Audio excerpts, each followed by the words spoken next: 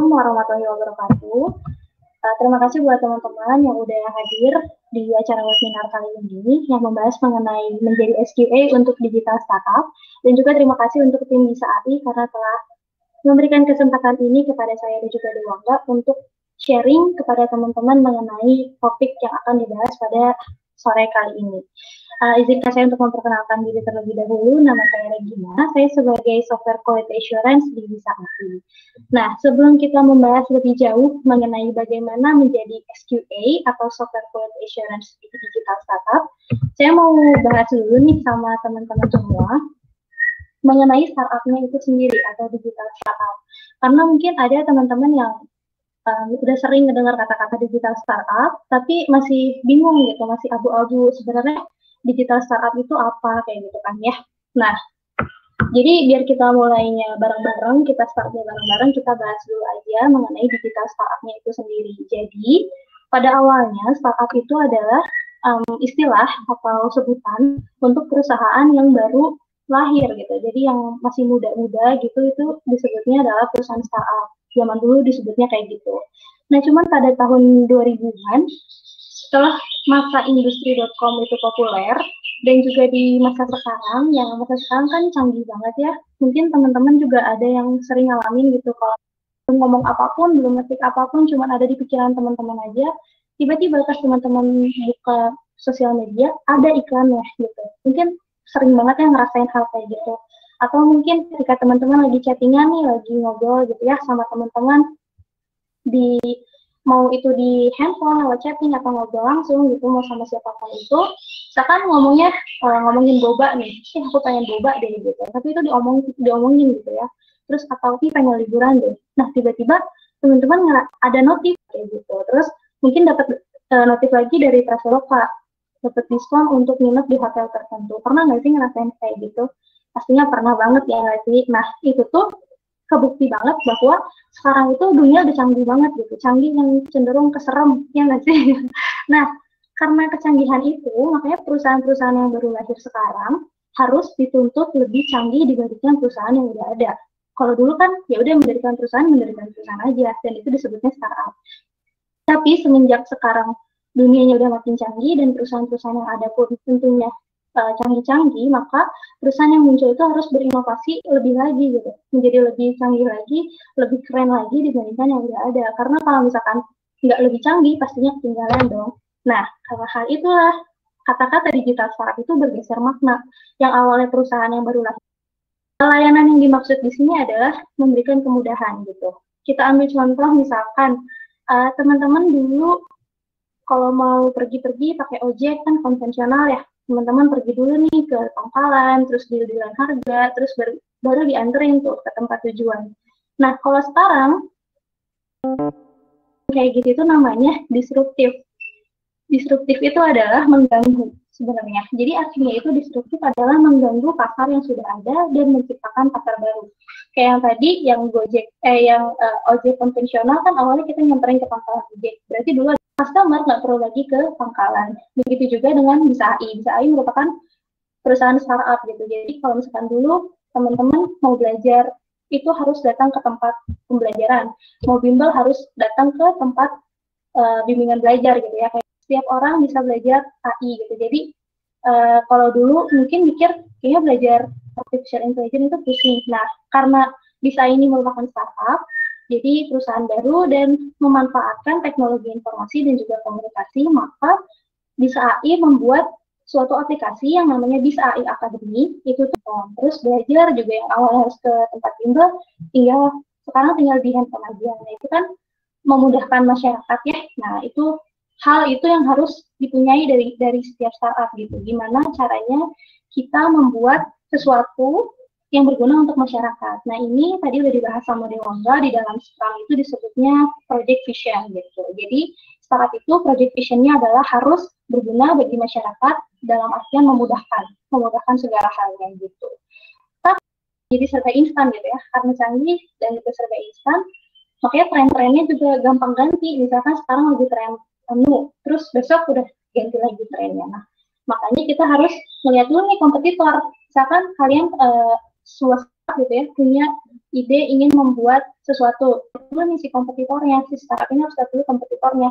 Apakah kompetitor punya produk A juga enggak? Kalau misalkan punya, berarti harus di ATM, amati, tiru, dan modifikasi.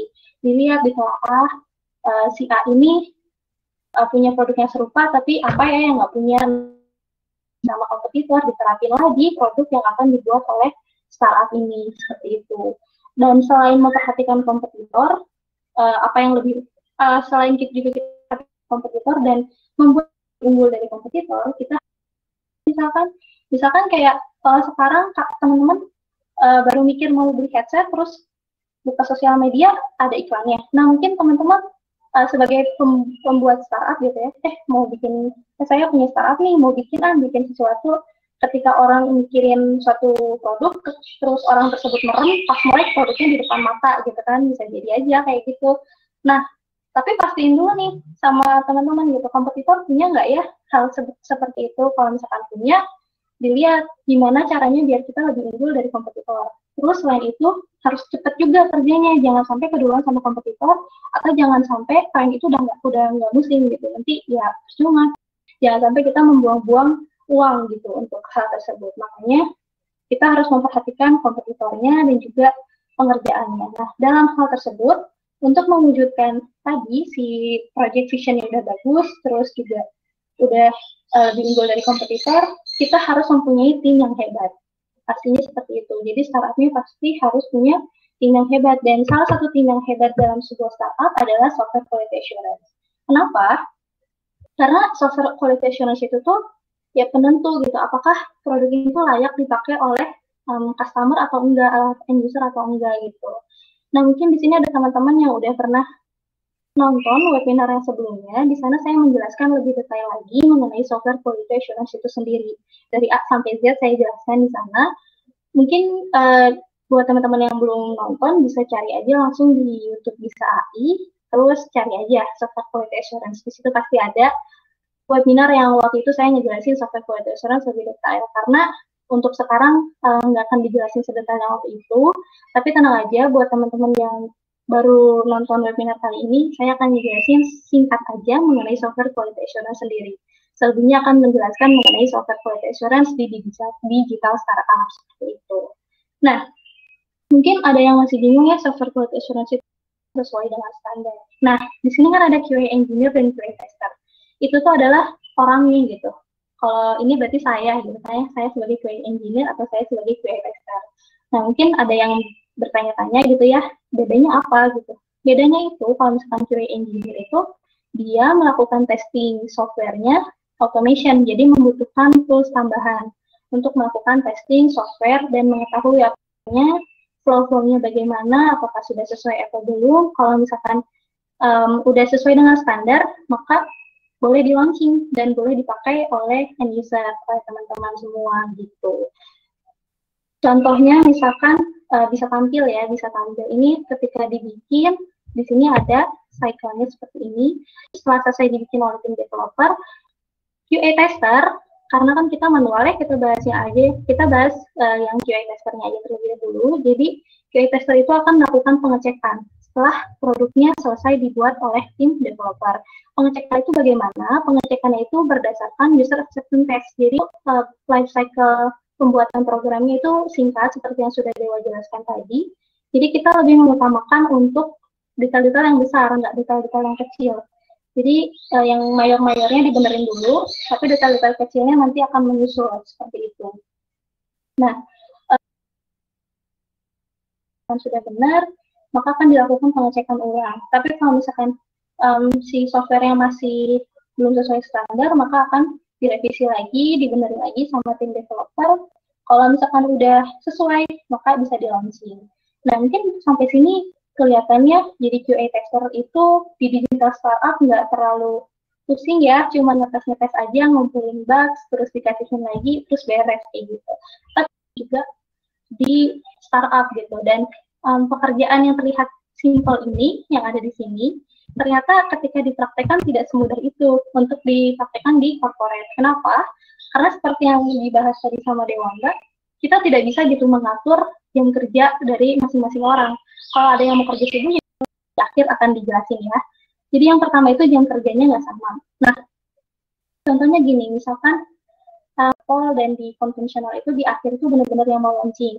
Nah, cuman kalau di Scrum itu di akhir tapi nanti akan dimasukin ke fase selanjutnya gitu. Jadi di akhir tapi nggak akhir-akhir banget kayak gitu lah ya intinya, simpelnya. Nah, cuma tetap aja di akhir gitu. Kenapa? Itu tuh jadi suatu masalah, kerjanya nggak sama, ditambah lagi permintaannya dinamis gitu. Jadi berubah-ubah nih dalam 1 minggu. Misalkan 1 minggu A. Nah, pas udah mau beres lagi dicek, terus ada error, lagi dibenerin, tiba-tiba product owner atau scrum masternya berjalan tapi ditambah ya jadi A.1 misalkan kayak gitu. Nah, itu kan PR juga ya, yang awal aja belum beres tiba-tiba nambah lagi. Nah, itu challenge banget untuk di startup. Selanjutnya deadline-nya mepet. Karena pengerjaan sistemnya juga cuma sebentar gitu ya, tadi kan cuma 1 bulan atau ya 1 bulan, itu kan mepet banget. Dan biasanya QA itu di akhir gitu, mepet-mepet mau launching nih. Nah, kalau misalkan pengerjaannya itu muter-muter di tim development, itu tuh biasanya SQA itu dapatnya jatah-jatahnya waktunya dikit banget. Terus itu biasanya jamnya jam 1 subuh, kayak gitu. Apalagi di startup kan jamnya bebas. Mungkin teman-teman sering dengar ya kalau kerja di startup itu fleksibel.